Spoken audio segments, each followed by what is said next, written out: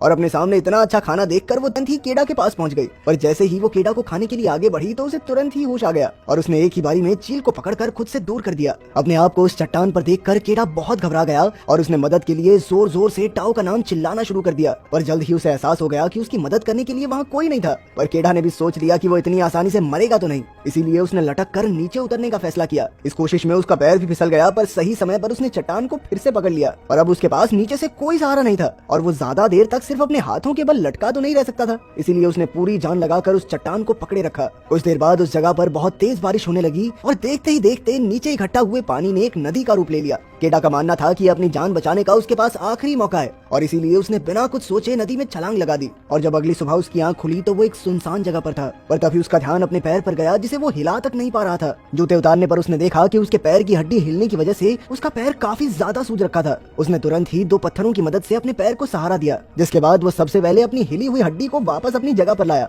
और फिर उसने अपने जूते पर लकड़ी लगाकर चलने के लिए अपने पैर को सहारा दिया। केडा अपने साथियों के पास जाना चाहता था, इसीलिए उसने पहाड़ी की चोटी पर जाने का फैसला किया, जहाँ पहुंचकर उसकी नजर उन पत्थरों पर पड़ी जिन्हें टाओ ने अपनी पूजा के लिए इस्तेमाल किया था। उन्हें देखकर केडा अंदर तक टूट गया, पर तभी उसे कुछ आवाज सुनाई दी और जब उसने गौर से देखा तो उसकी नजर भेड़ियों के एक झुंड पर पड़ी, जिन्हें देखते ही केडा ने पूरी रफ्तार से भागना शुरू कर दिया। लेकिन वो भेड़ियों से तेज थोड़ा ना भाग सकता था। भेड़िए जल्द ही उसके बहुत करीब पहुंच गए तो उनसे बचने के लिए उसने एक सूखे हुए पेड़ पर चढ़ने का फैसला किया और इसी बीच एक भेड़िए ने उसका पैर पकड़ लिया, पर केडा ने तुरंत ही अपना चाकू निकालकर उस भेड़िए को मार गिराया, जिसके बाद वो भेड़िया तो जमीन पर गिर गया, पर अभी भी उसके साथी उस पेड़ के नीचे ही खड़े थे। इसीलिए केडा ने उनके जाने तक उसी पेड़ पर रुकने का फैसला किया, जिसके बाद उसे पूरी रात उसी पेड़ पर गुजारनी पड़ी। और अगली सुबह जब उसकी आंख खुली तो उसने देखा कि भेड़िए अपने जख्मी साथी को वहीं छोड़कर वहां से चले गए थे। केडा ने सबसे पहले अपने चाकू को एक लकड़ी से बांधकर अपने लिए एक हथियार बनाया, जिसके बाद वो जख्मी भेड़िए को मारने के लिए उसके पास गया। लेकिन उसे ऐसी जख्मी हालत में देखकर केडा का दिल पिघल गया और उसने इस भेड़िए की जान को बख्शने का मन बना लिया। जिसके बाद उसने अपनी सुरक्षा के लिए सबसे पहले एक रस्सी की मदद से भेड़िए का मुंह बांधा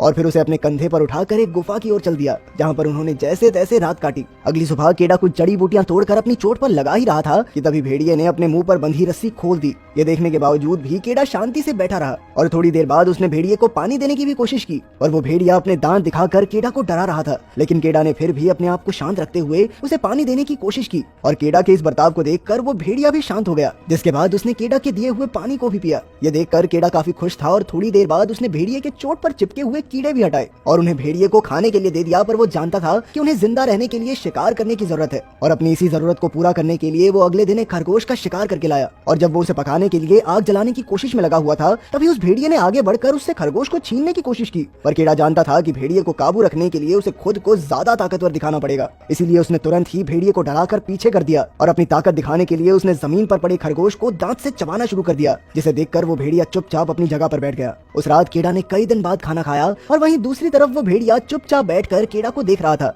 थोड़ी देर बाद केडा ने उसे भी खाना दे दिया, पर उसने बाद भेड़िए को साफ साफ जता दी कि उसे खाना खाने के लिए केडा की इजाजत की जरूरत है। अगले कुछ दिनों तक आराम करने के बाद केडा ने बर्फ गिरने से पहले वापस अपने घर जाने का फैसला किया, पर वो उस भेड़िए को अपने साथ नहीं ले जा सकता था, इसीलिए उसने भेड़िए से अपने परिवार को ढूंढने को कहा। लेकिन वो भेड़िया वहाँ से हिलने के लिए तैयार ही नहीं था, इसीलिए केडा ने उसे वहीं पर छोड़कर अकेले घर जाने का तय किया। पर उसके बाहर निकलते ही भेड़िए ने धीरे धीरे उसका पीछा करना शुरू कर दिया। थोड़ी देर तक ऐसे ही चलने के बाद केडा ने परेशान होकर भेड़िए को भगाने के लिए एक लकड़ी उसकी तरफ फेंकी, लेकिन डरकर भागने की बजाय वो भेड़िया उस लकड़ी को उठाकर केडा के आगे भागने लग गया। इससे पहले कि केडा कुछ समझ पाता उसकी नजर पास ही में खड़े कुछ जंगली सुअरों पर पड़ी, जिन्हें देखते ही भेड़िया पूरी रफ्तार से उनकी तरफ भागा और वहीं दूसरी तरफ केडा डर के मारे अपना भाला लेकर खड़ा हुआ था। और जैसे ही वो जंगली सुअर भेड़िए से बचने के लिए केडा की तरफ भागा तो केडा उसे मारने की बजाय चुपचाप देखता रहा, जिसके चलते वो सुअर भागने में कामयाब हो गया। यह देखकर भेड़िया काफी ज्यादा निराश था, क्योंकि केडा की गलती की वजह से अब उन दोनों को खाना नहीं मिलेगा। पर थोड़ी देर बाद उन दोनों के बीच समझौता भी हो गया और केडा ने उस भेड़िए का नाम अल्फा रखा। अगले कुछ दिनों में अल्फा की मदद से केडा काफी अच्छे से शिकार करना सीख गया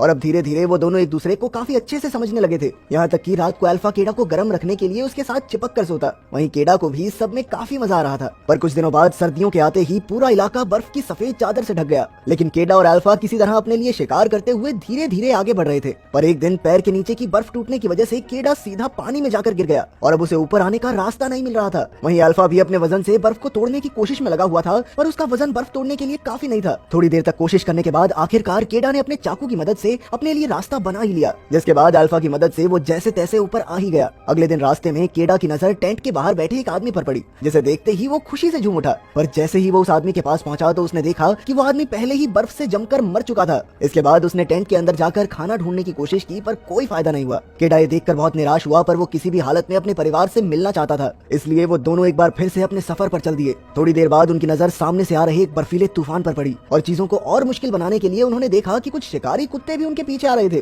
केडा ने अपने दिमाग का इस्तेमाल करते हुए अल्फा के साथ एक गुफा की तरफ भागना शुरू कर दिया। सामने से आ रहे तूफान और पीछे से आ रहे कुत्तों के बावजूद भी वो सही समय रहते उस गुफा के अंदर पहुंच गए। अंदर पहुंचते ही केडा और अल्फा उन कुत्तों का स्वागत करने के लिए तैयार खड़े थे। थोड़ी देर तक इंतजार करने के बाद वो समझ गए कि वो कुत्ते जरूर तूफान में फंस गए होंगे। केडा को लग रहा था कि खतरा अब टल चुका है, लेकिन अल्फा अभी भी दीवार की तरफ मुंह करके हमला करने के लिए तैयार खड़ा था और कुछ ही सेकंडों बाद उनके सामने एक काले रंग का तेंदुआ आया, जिसने केडा को देखते ही उस पर हमला कर दिया। पर केडा को बचाने के लिए अल्फा उस तेंदुए के सामने आ गया, जिसके बाद उन दोनों के बीच में लड़ाई शुरू हो गई। केडा पहले तो बहुत डरा हुआ था, पर वो जानता था कि अगर उसने तेंदुए को नहीं मारा तो अल्फा का जिंदा बचना नामुमकिन है। इसीलिए अपनी सारी हिम्मत इकट्ठा करते हुए उसने एक तीर तेंदुए की तरफ छोड़ दिया, जिसके लगते ही वो तेंदुआ जमीन पर गिर गया। तेंदुए के नीचे गिरते ही केडा ने अल्फा को आवाज लगाई, जो तेंदुए के साथ ही पड़ा हुआ था। केडा के बार बार आवाज लगाने पर अल्फा ने थोड़ी देर बाद खुद को तेंदुए की पकड़ से आजाद करवा लिया। वो केडा की तरफ भागा, पर अपने जख्मों की वजह से दोबारा नीचे गिर गया। केडा जानता था कि अल्फा ने कई बार उसकी जान बचाई है, इसीलिए वो किसी भी हाल में अल्फा को अपने साथ घर ले जाना चाहता था। अगली सुबह उन दोनों ने वापस अपनी मंजिल की ओर चलना शुरू कर दिया और कुछ घंटों बाद उन्हें एक पत्थर मिला, जिस पर केडा की बस्ती का निशान बना हुआ था, जिसका मतलब था कि अब वो लोग घर से थोड़ा ही दूर थे। अब धीरे धीरे अपने जख्मों की वजह से अल्फा के कदम कमजोर होते जा रहे थे और थोड़ी देर बाद वो बेचारा नीचे गिर गया। केडा चाहता था कि अल्फा किसी भी तरह उसके साथ घर पहुंच जाए, लेकिन अल्फा के चेहरे को देखकर वो समझ गया कि अब अल्फा अपने पैरों पर नहीं चल सकता। लेकिन वो इतनी जल्दी हार मानने वाला नहीं था, इसीलिए उसने अल्फा को अपने हाथों पर उठाकर आगे बढ़ने का फैसला किया, जिसके बाद वो इसी तरह रात भर चलते रहे और अगले दिन भी उन्होंने अपनी हिम्मत के भरोसे कई सारे पहाड़ों को पार किया और आखिरकार एक जगह पर पहुंचकर केडा को अपनी बस्ती दिखाई दी। वो अल्फा को अपने हाथों में लेकर सीधा उस बस्ती के पास पहुंच गया, जहां पहुंचते ही वो नीचे गिर गया। टाओ केडा को अपने सामने जिंदा देखकर काफी हैरान था और उसने तुरंत ही अपने बेटे को पकड़ लिया और तभी केडा की माँ भी वहां पहुंच गई, जिसने अपने बेटे को दोबारा देखने की उम्मीद ही छोड़ दी थी। केडा भी अपने माता पिता को देखकर बहुत ज्यादा खुश था, पर तभी उसने अपने पिता को किसी भी हालत में अल्फा को बचाने को कहा, जिसके बाद वो बेहोश हो गया और जब उसकी आंख खुली तो उसे पता चला कि अल्फा ने कई सारे बच्चों को जन्म दिया था, जिसका मतलब ये था कि अल्फा असल में एक मादा भेड़िया थी, जो अपने पूरे सफर में पेट